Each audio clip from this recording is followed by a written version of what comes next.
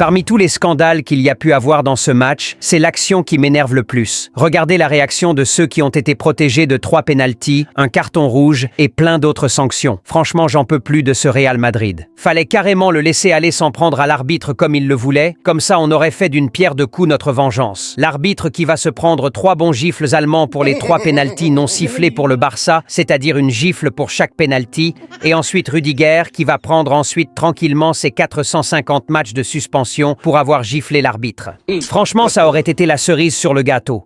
Je me demande comment font les supporters du Real Madrid pour se regarder dans un miroir au vu des agissements de leur club. Chez nous, au Barça, juste un petit match nul contre le Betis Séville et il y en a qui ne voulaient même plus entendre parler de ce club.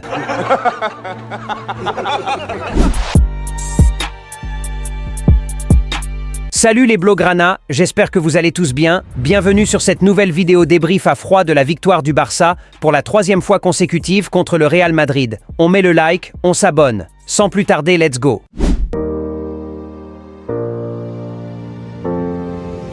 Lentement mais sûrement, on se rapproche de l'objectif ultime, le quadruplé à la fin de la saison. On garde la tête froide, on avance comme des guerriers que nous sommes. Voir le Barça venir à bout des rencontres comme ça nous prouve le niveau auquel se trouve cette équipe actuellement, que ce soit mentalement ou encore physiquement. Est-ce que ça serait compliqué pour le Barça d'aller chercher ce triplé? Oui, mais est-ce impossible? Non.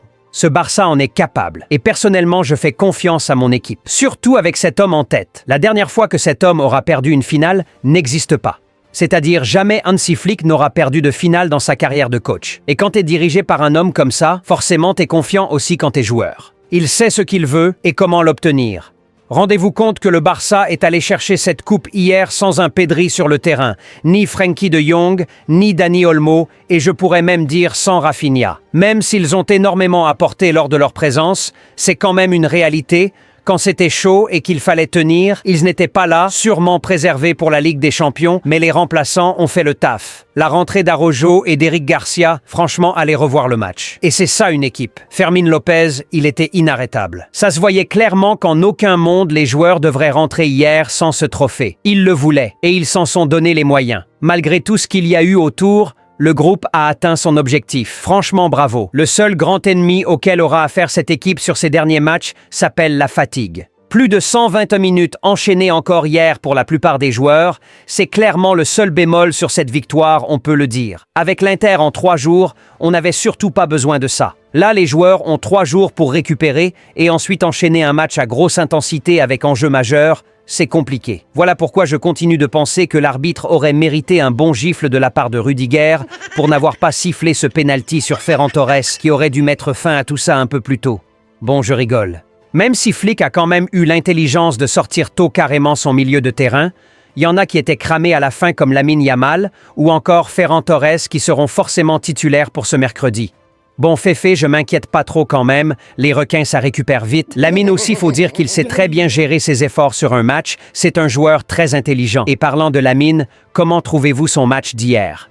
Moi, franchement, il fait pas un match énorme, mais ses 2 passes décisives, voilà pourquoi il est tout simplement l'un des meilleurs joueurs au monde actuellement. Même quand il n'est pas dans son bon jour, il est capable de te changer le cours du match sur une seule passe.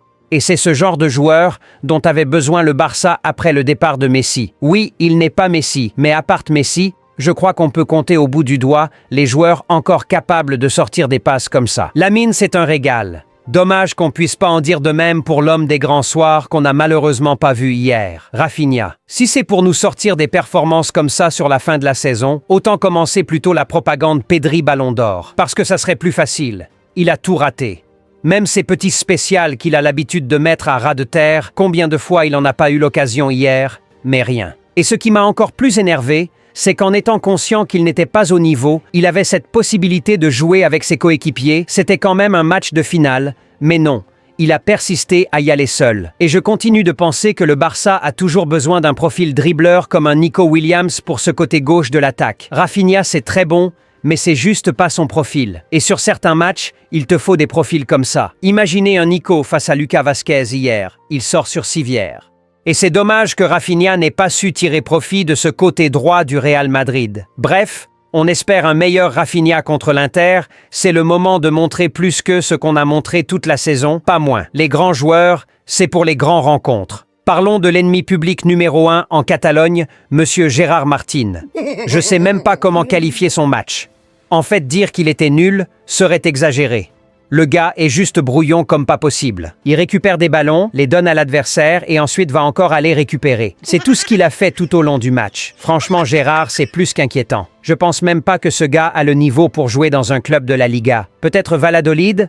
Et encore à voir. Le Barça a un long mercato devant. On peut pas repartir sur une nouvelle saison avec des mecs comme ça. On est le grand Barça. Bref, je tiens aussi à féliciter notre défense, surtout Koubarsi et Koundé. Ils ont été vraiment monstrueux. On s'est pris des vagues, oui, mais c'était quand même des Mbappé, Vinicius et des Bellingham devant. Le Real Madrid, c'est l'équipe qui est nulle, pas les joueurs qui composent l'équipe. Du coup, normal que sur certaines actions, ça fasse un peu mal. Mais franchement, la défense a fait du bon boulot. Et même Chesney, il a été solide sur sa ligne, je trouve. On termine avec le milieu titulaire, Pedri de Jong et Dani Olmo. Sincèrement, je suis resté sur ma faim, ils auraient largement pu mieux faire. Lors de la première période, le Barça maîtrisait totalement son sujet, mais c'était une possession stérile, pas de prise de risque, ça tournait juste en rond avec le ballon, alors que le Real Madrid avait clairement très peur en ce moment qu'il fallait en profiter. Je les ai sentis tous un peu timides, même Pedri qui, à part la première frappe de sa vie, ne prenait pas trop de risques. Et on l'a ensuite payé sur la seconde période. On leur a donné l'occasion d'y croire en ne réagissant pas, et ça, c'est à corriger. Bref, je crois qu'on a fait le tour.